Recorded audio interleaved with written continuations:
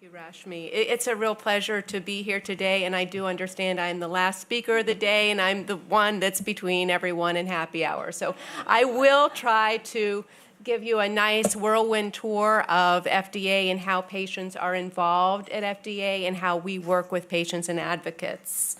So let's move to the next slide. Okay. So I wanted to just get started and give everyone, I don't know how much folks in the room know about FDA, so I did just want to give a very high-level overview about our public health mission.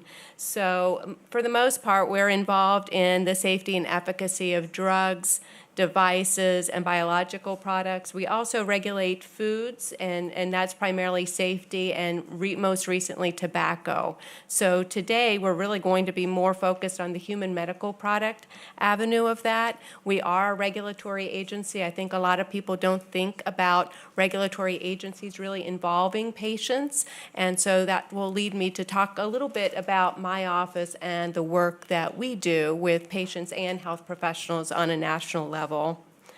So let's go to the next slide. Or do I have a clicker? I do. Oh, okay. Okay, great. Office of Health and Constituent Affairs is the name of my office.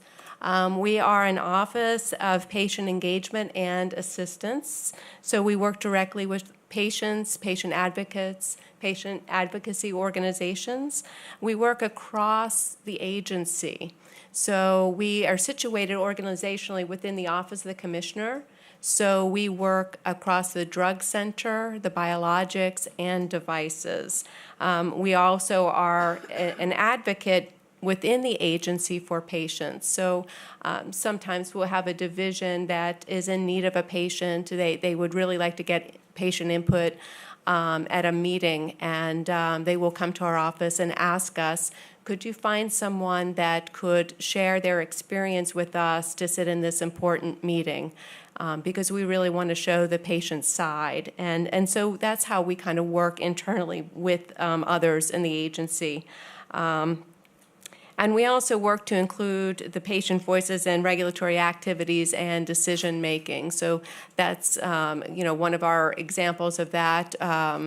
We had a drug shortage a few years ago, and we brought in some patient advocates to help us and help the division make some decisions about how the product should, what some of the recommendations should be. Should we import a product, a similar product from Europe? Should we ration within the U.S.? Should we prioritize which patients receive the treatment? So some of those things we've really found that the patient voice is very important in regulatory decision making. And this slide is just to give you just a very cross section of the different centers and the folks that we work with. We do have the different human medical centers there. We work with foods as well. Some of the patient groups we've worked with some people in the celiac disease community, and they're primarily food-driven and not so much from the human medical side of the house. We've also worked with the Office of Minority Health and the Office of Women's Health primarily with clinical trials and trying to clinical trial participation and including minorities in clinical trials and making sure that women are equally represented in clinical trials. Why is the patient voice important? We do believe that patients, they provide insight on issues and problems and questions that are important. They also have an interest in a diversity of opinion. So patients, I think, are most really engaged in their own condition. I found in my experience working with our patient representatives, they really learn about their disease. They really understand it. And that understanding, they challenge folks to really help them seek treatment. And a lot of times, a few years ago, we had a meeting about benefit risk. And we learned from patients that sometimes they're willing to take a little bit more risk than we thought as a regulatory agency they might.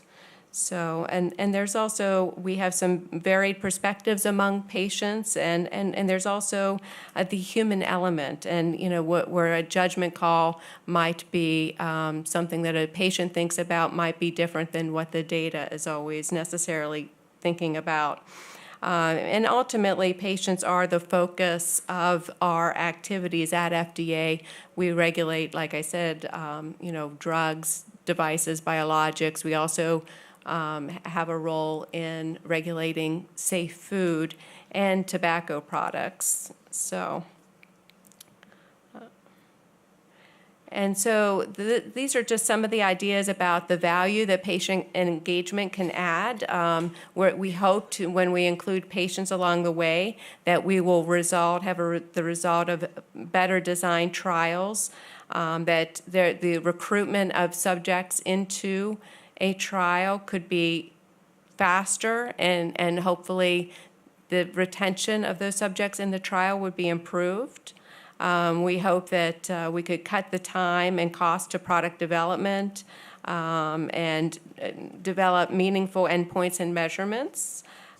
We also, one of the things too that we've been learning a lot about are natural history studies, and we've worked, our office has worked directly with the Office of Orphan Products Development on a video and on a program about natural history registries, and those seem to be really important, and we're really hoping to continue that work. The Office of Orphan Products Development, they have recently awarded some grants for natural history studies, so that might be something to consider. Medical products also reflect better outcome and quality of life measures that are most important to patients. So that's also something that we want to be really concerned about. So this is just a timeline of activities that our office has been involved in, and some of the FDA work in terms of patient involvement milestones. So really the way our office came to be was back in 1988. We had the HIV/AIDS epidemic, and at that time, FDA did not have an office where patients could go to and advocates could go to and reach out to. And so there was a protest. The street where FDA was located, there was a huge protest. A lot of folks, they ended up closing the building and sending all the employees, staff home that day. And then at that point, really realized that we needed to have some type of an office that would interface between the review division, who was actually reviewing all of these submissions for new drugs or investigational new drugs, and the patient community. That they couldn't do the division couldn't do their review work if they were also trying to split their time working with advocates and listening to advocates. So that's really how our office came to be. In 1991, the FDA Patient Representative Program was first started, and the very first patient representative was on an antiviral advisory committee. And so that person sat at the table with the scientific members of the advisory committee, and they had a vote, the same vote as the scientific members. And we felt like that was really kind of, in our history, the first time that we brought the patient voice directly to the table and gave them that vote and that say in the meeting. Years later, we've expanded that to cancer advocacy in 1994. In 1996, the patient representative voting privileges happened within CDER and CBER, which is our drug and biologic areas. In 2001, the patient representative role expanded to division consultations, and this is where we will bring in a patient representative, and they will be part of a meeting with the review division before a product goes to advisory committee. It could be that situation. We've also brought them in for drug shortages as well, to try to advise divisions about advice for a drug shortage product or a product that we think may go into drug shortage. In 2011, the Patient Network launched, And that was a program from our office, and I'll talk about that in a few slides. In 2012 to 2014, we had the patient-focused drug development meetings, and we also had Vidasia 1137, and that I'll talk a little bit about that in a couple of slides. In 2015, CDRH, this is our Center for Devices, they established the Patient Engagement Advisory Committee meeting. Yesterday and the day before, the very first meeting got off the ground, so that was pretty exciting. And in 2016, our office worked with the European Medicines Agency and FDA to establish a patient engagement cluster. We also established the FDA Patient Council. And like I said, the first Patient Engagement Advisory Committee happened yesterday, so that was quite exciting as well. So this is just a slide about our patient representative program. The photo here is of one of our annual patient representative workshop meetings, and that's a number of our patient representatives that are in the photo. Program began in the 1990s, and the folks have had an active role in FDA advisory committees and consultations. The patient voice is represented in important discussions about regulatory decision-making, and really what they bring is the presence to the table about their background serving in the community. A lot of these patient representatives, we reach out to an organization. If it's a rare disease, sometimes we will reach out to NORD and we'll ask NORD, is there someone in this area that you can refer us to? And they will interview people to see if they would be, that we think that they could serve as patient representatives and represent the community. And then there's a whole interview process, and then there's a whole process of conflict of interest, and then they can eventually become what we call a special government employee. So this is another slide about our patient representatives. We really look for patients with a particular disease or condition. They can be a primary caregiver to the patient, so it could be a spouse, a parent, family member, or friend. It can be members of the advocacy community. And we have currently about 200 patient representatives that represent about 300 diseases and conditions. And if they make it through that process of passing the interview, passing the conflict of interest, they can go on to become special government employees. And at that time, they are able to get paid for their work serving on an advisory committee. So they are able to be reimbursed for that. Our recruitment within our program is really based on need and which products are in development and which applications are in-house for review. And how do we train and prepare our patient representatives? We try to have at least quarterly webinars on topics of interest. We have an annual patient representative workshop. We have patient representatives who have been in the program for years and years, and those folks will mentor new patient representatives. And then we also have staff members who like to provide one-on-one training to the patient representatives. The Patient Network, this was another program that was started in our office a few years ago. And so the thought was that the most meaningful participation and input from patients comes from those who understand the regulatory framework and processes. So if we could educate patients, we would be able to gain more meaningful participation and input from them. And this was really an outgrowth from the FDA Patient Representative Program. The FDA Patient Representative Program is a little bit of a gauntlet to get through in terms of the whole interview, the conflict of interest, the training, and all of that. But whereas the Patient Network was a program where people could just really learn, and they really don't have to go through the process of being a special government employee and all of that. It's just really an opportunity for FDA to train and engage patients. And it was created in 2012, and the three main components of it were an annual meeting, the Patient Network meeting. We had a Patient Network website and also a Patient Network newsletter. And I've mentioned that on this slide about our newsletter website, webinars, and we also have a Twitter account as well. We've gotten up to speed on Twitter. And this is just a screenshot of our newsletter. This goes out every 2 weeks, and these are just on the left side some of the various topics, whether they're medical product safety, announcements, opportunities to comment, and new drug approvals. This is a slide shot of our website, the Patient Network website. One of our staff members, Steve Morin, he takes a lot of care. He's a nurse by background. He takes a lot of care and a lot of pride in maintaining the information on the web page here.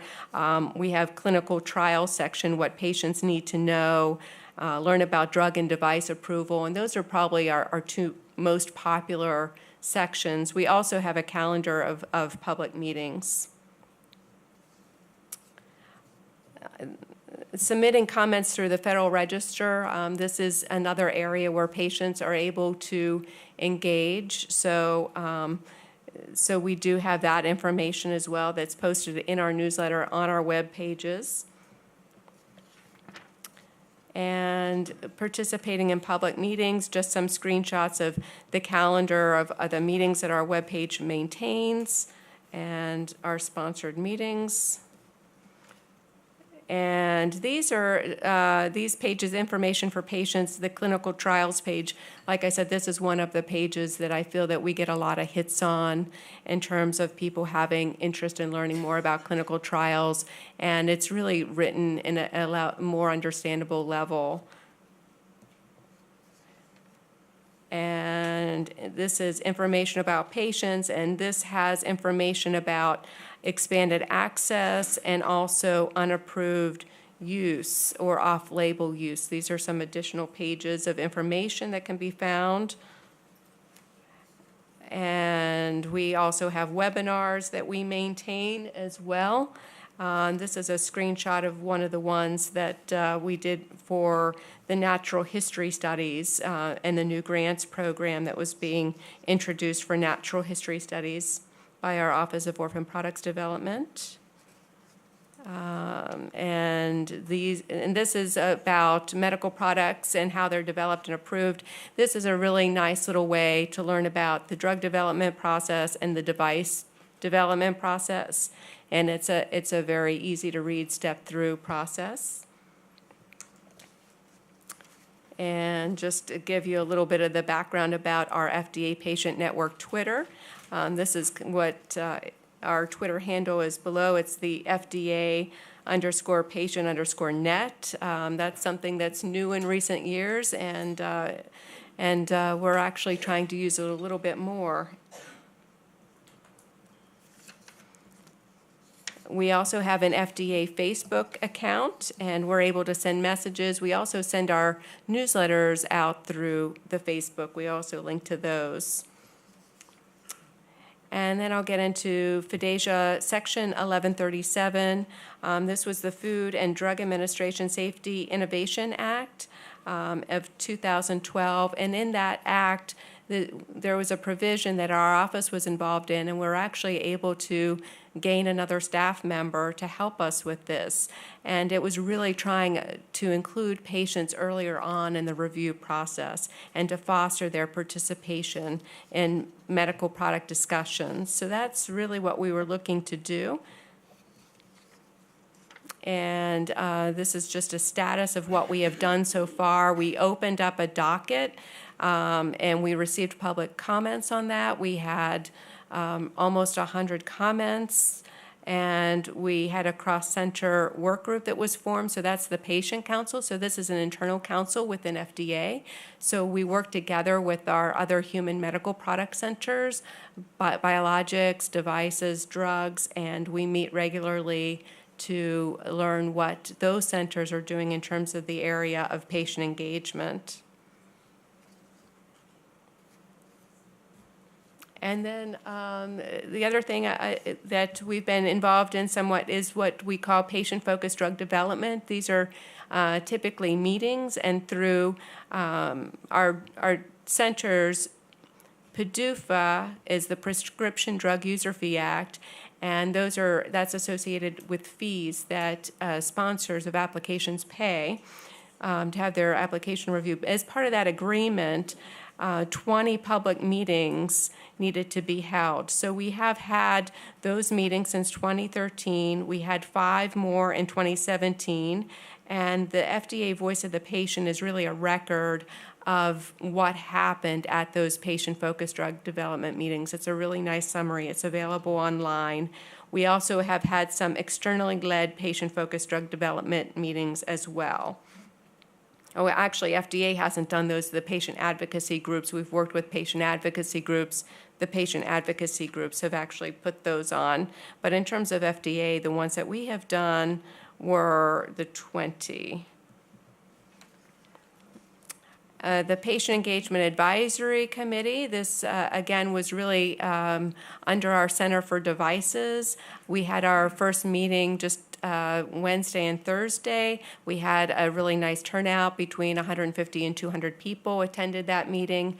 The committee is made up of patients. They were really, their primary focus was to be on medical devices, and they had all these different things that they could help out with: the benefit risk determination, patient preference and study design, clinical trial and or registry design. They were going to be part of all of these things, and the thought was to bring them in for devices initially, but hoping that it would go well and then be able to provide consultation to the other centers, whether it be drugs or biologics. So we'll see how that goes, but it sounds like what we're hearing initially from the meeting from the past 2 days, that it went over very well. The Patient Engagement Cluster, and this is really between the European Medicines Agency and FDA. We were fortunate a few years ago to have a staff member in my office who went to the European Medicines Agency for a couple of weeks, and then we had a fellow from EMA who came to FDA, and the two of them were able to really learn through their experiences about how FDA engages patients and how EMA engages patients, and try to figure out what are best practices, how the two regulatory bodies can share information with each other. I think what we kind of learned on our end was that EMA was using patients much earlier on in the process. And what FDA was doing is we had advisory committees. So we were using patient representatives at advisory committees, and that was after a new drug application would already be in-house at FDA under review, and kind of more on the end of the regulatory review. So that's what we were doing. So we're really trying to learn from each other about how we can engage patients. We face a lot of similar problems, drug shortages. We're trying to learn more about biosimilars and how to handle those. So it's been a really good experience, and we meet with them on a quarterly basis. And this is a resource page. So this will give you, our website is the fda.gov/for-patients. So that's our website where you can get all of that information about clinical trials, and subscribe to our Patient Network news. That's a shortened URL to do that, our patient Twitter account, and also if there are any questions about the Patient Network, we have a Patient Network email address. And with that, that pretty much concludes my presentation. I think right now at FDA, it's a very exciting time for patients. I think we will see more and more patient involvement. I think there's, with big data and with patient-reported outcomes, we're going to start seeing more and more patient involvement. So I think it's a really exciting time for patients. So thank you.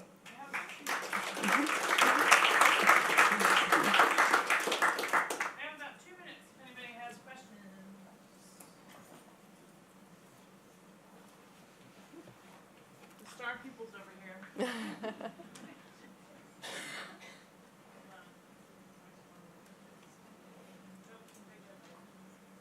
Do you have any patient advocates coming to the FDA about getting triamcinolone hexacetonide? No, not that I'm aware of. My question was how many of these also parent representatives relate, or the activities of them relate to pediatric rheumatology? How many of them come from a background of pediatric rheumatology? And this is one question. The other question is there any plan how to involve pediatric patients? So either children, youngsters maybe at least, or those being adults but having or who had disease when they were children. I think the first question in terms of rheumatology and arthritis in that area, when I look at our patient representative database, and we have 200 patient representatives in there, about half of them are oncology or cancer patients. So in terms of arthritis, I think it's a very small amount, and pediatric would probably be even smaller. I think that if we needed someone for pediatric rheumatology, we would probably be using someone with arthritis, rheumatology, probably an adult for that. In terms of children, I think about children, and most of the patient representatives that we have are adults. And they are mostly, really mostly, we have had some parents of children who have cancer, and there's a certain involvement there. But in terms of rheumatology, arthritis, I can't recall of having that right now. But I can certainly check out our database when I return. So I'll save you the trouble. Okay. I'm Jen, and I have JAA, and I am the consumer rep on the Arthritis Advisory Committee. Okay, good. So there is pediatric rheumatology representation. Okay, good. Okay, that's good. Thank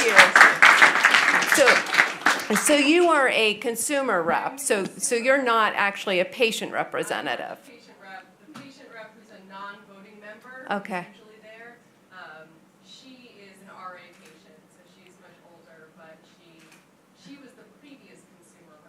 Okay. She then rotated into the patient rep. But I also am a patient. So. Okay, that's great to know. And I'm sure that we probably do have, I just offhand, oncology is our big area, and then rare diseases now, because we've had recent, those are the ones that I'm most familiar with. But thank you. So, you're here at a meeting sponsored by an advocacy organization. Do you ever allow the advocacy organizations to offer their services to your office? So because there's so many rare diseases out there, thousands. And I know NORD is an amazing organization, but when you get to like a 1 in a million sort of incidence, it seems like having an open door for the patient advocacy groups like we have represented here to come to you might be easier than finding a needle in the haystack. If the needle come to you. Just wondering, is that something that you're open to? I think that's something we would be open to. We had, at one point, we had the Patient Network meetings. We didn't have one this year, but that was a way that we had hoped to bring all the patient advocacy organizations together in one place and present a program that would be helpful. I'm not sure, are you thinking to bring advocacy groups like one at a time, or a group of them, or any thought? I'd be very open to any thoughts. So I should say I'm not a patient advocate myself. Okay. I work at a pharmaceutical company. But just knowing the impact of the people in this room who are from patient advocacy groups, it seems like if you are facing a situation with a rare disease, this is the patient group, the caregivers who could give you the answers you need quicker than going to NORD or anybody else. True. Thank you. NORD does sometimes contact. We are, I'm with the Auto-Inflammatory Alliance, and we're a NORD member organization, so sometimes we do get connected. But I actually was a patient representative for the European Medicines Agency from 2009 to 2012 because they needed an English-speaking person to deal with autoinflammatory diseases for some review. And a lot of it was done, like you said, from the early start, and I was hoping that maybe down the road that the FDA might take the similar model for how they involve patient organizations at the early review periods and everything. We'll talk later. Thanks. No, I think that's great. And I will certainly be here for the reception, and we really are hoping to learn from them and engage patients earlier on. And I think with the 21st Century Cures and some of those activities, I think that we're going in that direction.